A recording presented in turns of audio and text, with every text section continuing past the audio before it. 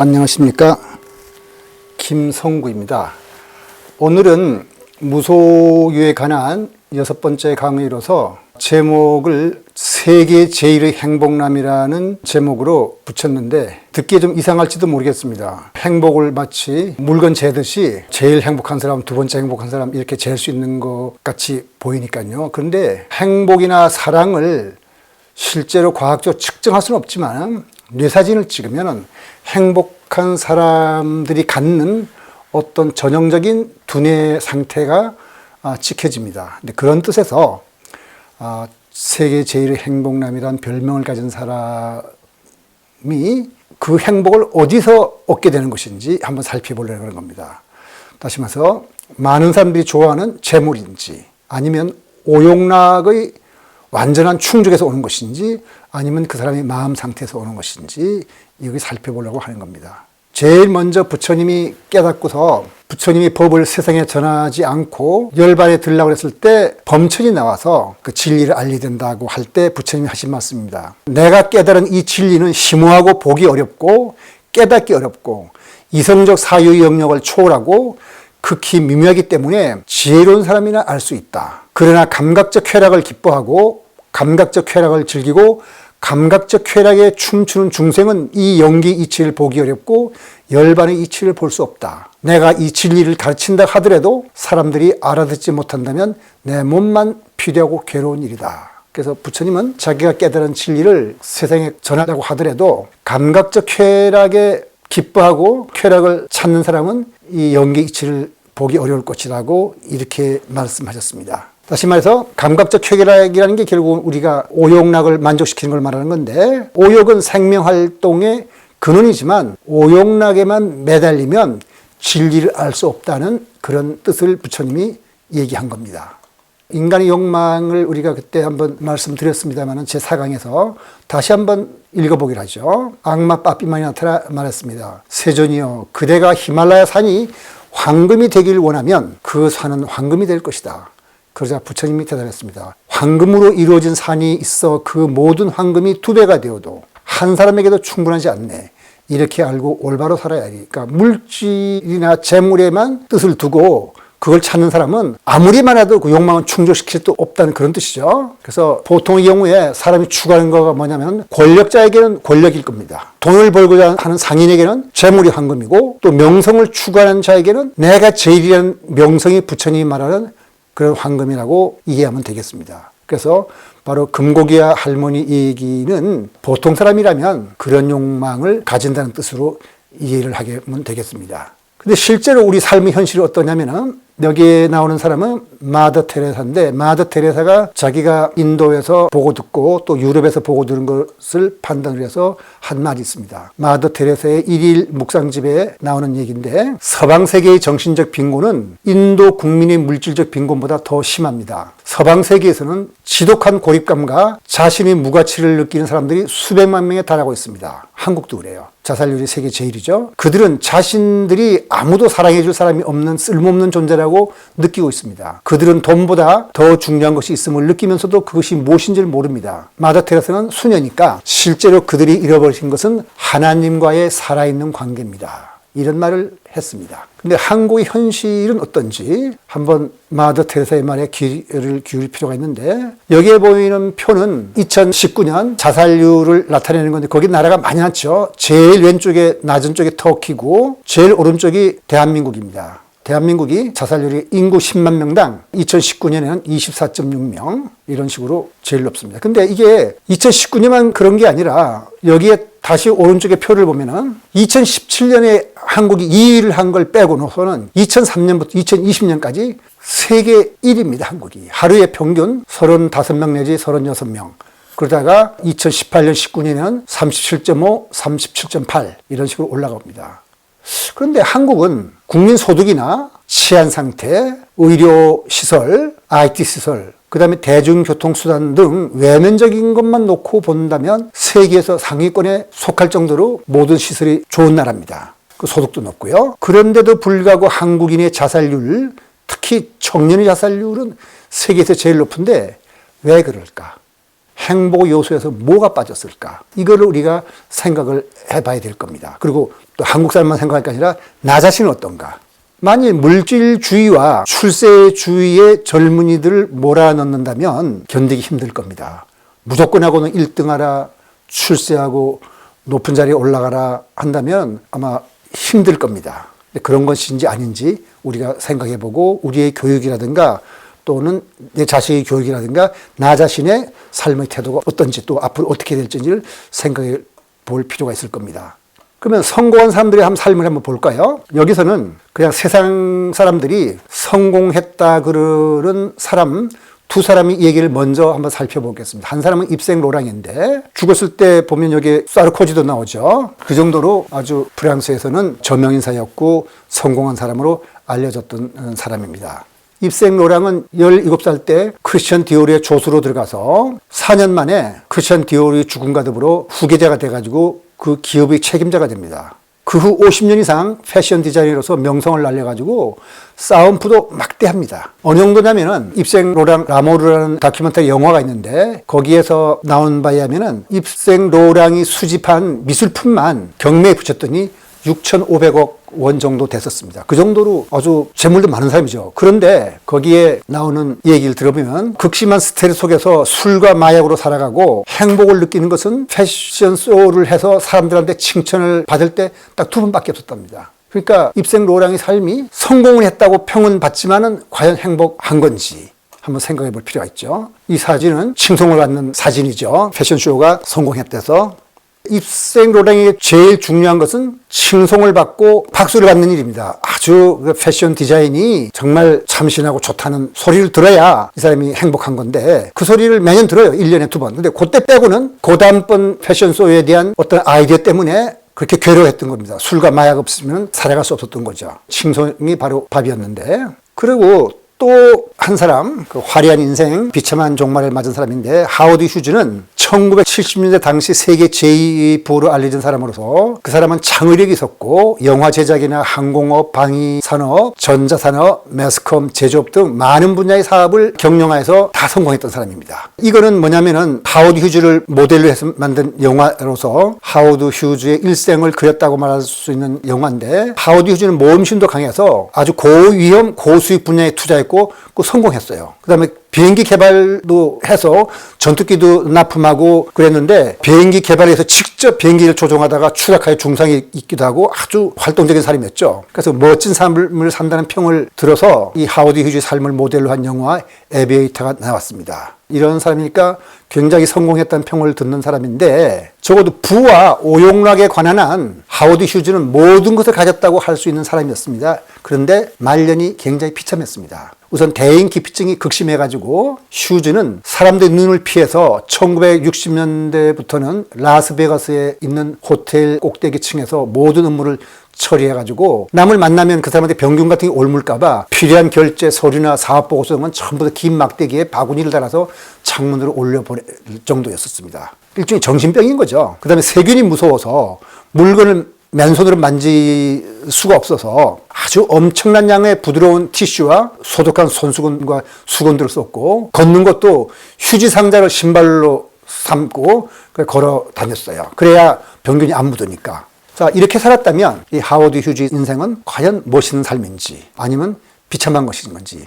젊었을 때는 화려했으니까 화려했다고는 할 수 있는데 그 끝이 이렇다면 우리가 그걸 바람직한 삶이라고는 할 수 없겠죠. 그런데 여기에 비해서 이 두 사람에 비해서 전혀 다른 길을 간 사람이 한 사람이 있습니다. 그게 여러분들도 이미 이 그림 사진을 보고서 알 수 있을 거라고 생각합니다만은 마티우 리까르예요. 마티우 리까르는 프랑스의 파스테리 연구소에 촉망받던 분자 생물학자로서 활동하다가 불교 승려가 된 사람인데 출가 후 20년쯤 지나서 아버지를 만나서 자신의 출가 동기를 설명을 합니다. 조금 더 자세하게 설명드리자면은 마티우 리까르는 1972년에 노벨상 수상자였던 프랑스와 자코보 교수의 지도 아래 분자 유전학 박사 학위를 받았고 또 촉망받던 분자 생물학자였기 때문에 그는 과학자로서 크게 성공할 가능성이 있었습니다. 실제로 동료 과학자가 또 그 다음에 2000년쯤에 노벨상까지 받았으니까요. 마티우 리까르도 그렇게 촉망받던 사람이죠. 뭔가 가치 있는 삶인가에 대해서 아버지하고 이야기하면서 아버지가 분자 생물학 분야에서는 지난 30년간 과학사에서 가장 중요하다고 여겨지는 발견이 이루어졌고,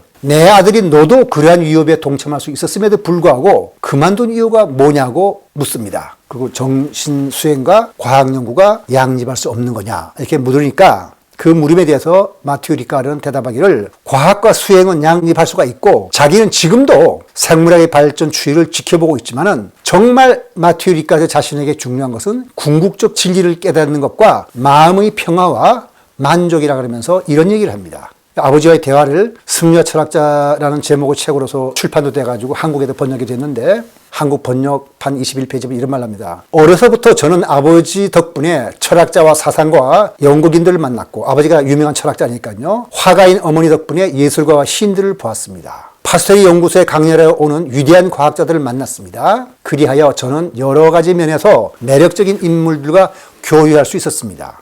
하지만 그들이 자신의 분야에서 발휘하는 천재성에 반드시 인간적인 완성이 수반되지 않는다는 사실을 깨달았습니다. 그들이 탁월한 능력이나 재능을 가졌다고 해서 그들이 그것들을 훌륭한 존재로 만들지는 않았습니다. 그들은 사기꾼일 수도 있고, 위대한 학자도 자신의 삶에 불만을 가질 수도 있으며, 예술가도 자만에 가득 찰 수 있습니다. 다시 말해서 마음의 바탕이 만족과 행복을 모른다는 뜻이죠. 자기가 만났던 많은 사람들이. 그런데 어느 날 이 사람이 티베트, 일종의 이것도 업이라고 할 수 있는데, 인도에 있는 다람샬라, 라다크 여기를 여행하다가 칸큐르 림포체를 만납니다. 칸큐르 림포체, 티베트 승려인데 만나서 이런 말이 나와 있습니다. 마티우 리카르가 한 말인데, 갑자기 살아있는 지혜의 본보기처럼 보이는 존재들이 불쑥 나타났습니다. 저는 인간의 차원에서 완벽함에 도달하는 것이 가능하다면 저들이 그런 것이면 틀림없다라고 생각했습니다. 저는 그분이 하는 말을 몇 마디 못 알아들었지만 제게 깊은 인상을 준 것은 그분의 인격, 그분의 존재 자체였습니다. 그분에게서 나오는 깊이, 힘, 고요함이 제 정신을 열었던 겁니다. 그러니까 칸큐르 림포체를 만나자 이런 걸 그냥 다 느꼈다는 겁니다. 그러니까 더 이상 생각할 것 없이 내가 분자 생물학자라서 어떤 학문적인 업적을 남기느냐, 그것이 중요한 것이 아니라, 바로 인격의 완성의 길로 내가 들어서야겠다, 이렇게 생각했다는 거죠. 그렇게 이제 출가했어요. 그래서 리카르가 수행을 한 끝에 리카르의 마음 상태를 과학적으로 그대로 측정할 수는 없지만은, 그래도 되게 짐작할 수 있는 것이 있는데, 두뇌 상태가 그 마음 상태냐 하는 것은 논란이 많아서 더구나 저는 찬성하지 않습니다만은, 그래도 기능성 자기 공명 영상 장치나 또 뇌파 감지 센서를 이용해서 두뇌 상태를 어느 정도 알 수 있습니다. 마티우 뇌를 정밀 촬영했을 때 마티우 리카르가 느끼는 행복감은 정상 범위를 완전히 벗어난 것으로 나타났습니다. 보통 사람의 경우에는 만족하고 행복하면은 두뇌의 어느 부분이 어떤 식으로 안정이 되고 어느 쪽이 활성화되고 이런 게 나타나는데, 거기에 완전히 벗어난 거죠. 그는 단연코 이제까지 과학이 측정한 가장 행복한 사람이라는 판단을 과학자들이 내렸습니다. 그래서 유수의 대중 매체에 의해서 세계에서 가장 행복한 사람이라고 보도되는데, 물론 마티우 리카르는 이런 평을 말도 안 되는 소리라고 거절하고 사양을 하긴 합니다만은, 어쨌든 대중 매체에서 그렇게 불러준 겁니다. 그리고 위스콘신 대학교 그 메디스 캠퍼스에 심리학과 정신과 교수인 신경과학자 리처드 데이비스는 뇌파 감지 센서를 리카르의 뇌에 부착해서 한번 뇌파를 측정해 봤더니, 리카르의 뇌가 의식, 주의력, 학습 및 기억과 관련이 있는 감마파를 전례가 없는 최고 수준으로 발산한다는 걸 알았습니다. 보통 뇌파는, 보통 사람의 경우에는 깨어있을 때 베타파, 그 다음에 음악을 듣거나 이럴 때는 알파파, 그 다음에 잠이 들락말락 할 때 세타파, 그 다음에 깊은 잠이 들었을 때 델타파가 나오는데, 감마파는 잘 안 나와요. 감마파는 뭐냐면 극도로 긴장했거나 정신이 잘 통일됐을 때 나와서 아주 생생하게 깨어있을 때 나오는 파인데, 아주 감마파가 엄청나게 높은 수준으로 나왔다는 말은 이 사람은 정신 통일이 완전히 잘 돼갖고 주의력이나 학습 및 기억력 이런 것들이 그냥 생생하게 깨어있다는 거죠.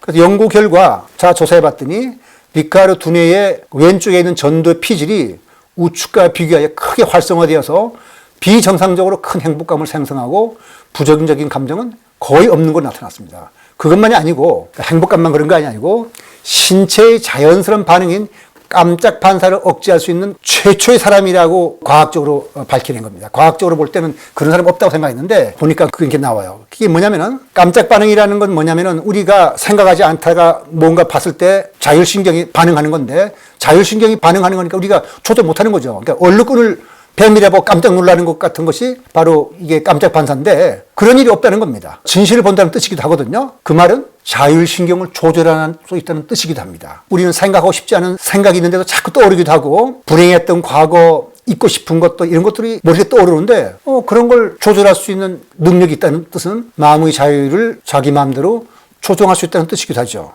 깜짝 반사라는 건 뭐냐면은 인간을 포함한 동물에서 갑작스러운 소음이나 날카로운 움직임과 같은 이런 갑작스럽고 위협적인 자극에 대해서 어떤 무의식적인 반응을 하는 건데요. 이거는 통제 영역 밖에 있습니다. 보통은. 근데 마티유 리카르의 경우에는 이것도 통제 영역 안에 있는 겁니다. 그 다음에 또 한마디 덧붙이자면은 마티유 리카르는 미세 표정으로 알려진 감정이 드러나는 극히 짧은 순간의 표정을 탐지하는데도 전문가였습니다.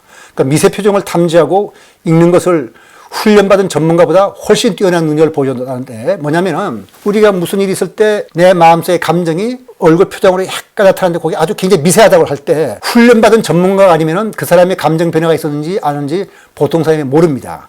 그런데 마티유 리카르는 보통 사람보다 더 뛰어나다는 거거든요. 그래서 이거는 무슨 뜻이냐면은 선성들이 깨달았을 때 어떤 행동을 하느냐 하는 것을 그 설명한 책으로서 벽암록이라는 유명한 책이 있는데 그 벽암록에 보면은 제일 첫머리에 원어국근 스님이 이런 말을 합니다. 선성들이야, 다시 말해서 선을 공부한 사람들이야, 담 넘어 뿔이 보이면 그게 손질 금방 한다. 그러니까 그 구체를 안 보고. 그 다음에 먼 산에 연기가 보이면 불난 줄 아는 거지, 뭐 세상 사물을 볼 때 약간의 기미만 보이면 그게 무슨 일인지 아는 거지, 뭐 이렇게 자세히 알아야 아는 것이 아니라서 선성들은 척 보면 안다는 말이 나거든요. 이 얘기가 정말인지 아닌지 우리가 확인할 길이 없는데 적어도 과학적으로 한번 이렇게 측정해보면은 이 마티유 리카르에 대해서는 그것이 그 말이 사실이라는 것을 알아낼 수 있었다는 이런 뜻입니다. 그만큼 뭐에서 사물의 진실을 금방금방 변해간 것도 알아낸다는 얘기죠. 이 강의를 마칠 시간이 됐는데 먼저 우리가 생각할 때 오용락이 있기에 생명활동이 있는 것은 분명합니다. 그 오용락을 모르는 것 같아서 예를 들어서 마티유 리카르는 출가 승이니까 오용락에 관심을 안 뒀을 거 아닙니까? 그래서 오용락을 모르는 것 같아서 세계 제일의 행복남이라는 별명을 가진 마티유 리카르의 삶에서 매력을 느끼지 못한 사람도 있을 겁니다. 왜냐하면 마티유 리카르는 오용락 같은 건 떠난 사람 같으니까. 그러나 하워드 휴지 삶에서 보듯이 오용락을 만족시키는 것만으로 인간은 결코 행복해질 수 없어요. 반드시 수행이 따라야 되거든요. 그래야 오용락을 적절히 즐길 수 있다는 것을 지금 말씀드린 입생 로랑이나 하워드 휴즈, 마티유 리카르가 말해준다고 볼 수 있을 겁니다. 그래서 수행이라고 하면 보통 세속적인 일에서는 별다른 성공을 거두지 못하지 않을까 하고 걱정이 드는 사람도 있을 겁니다. 근데 그렇지 않습니다. 종교적 수행이 아니더라도 윤리 도덕을 지키고 정신적 가치를 중요시하는 사람은 속세의 일에서도 성공을 거두기 마련이에요. 그래서 불법 수행이라는 것이 출가자의 수행이 따로 있고 재가자의 수행이 따로 있어서 속세에서 행복을 위해서는 출가자의 수행은 필요 없다 그런 게 아니고 그냥 바르게 살고 마음을 바로 잡는 수행은 출가자의 수행이 되기도 하고 속세에서 성공을 뒷받침하는 보증수표 같은 것이 되기도 말합니다. 그래서 다음 강의에서는 한번 직접 수행은 아니지만은 정신적 가치와 세속적 가치가 이렇게 만났을 때 현실 삶에서 어떤 효과를 가져오는지 한번 살펴보기로 하겠습니다. 오늘 강의는 여기서 마치도록 하겠습니다.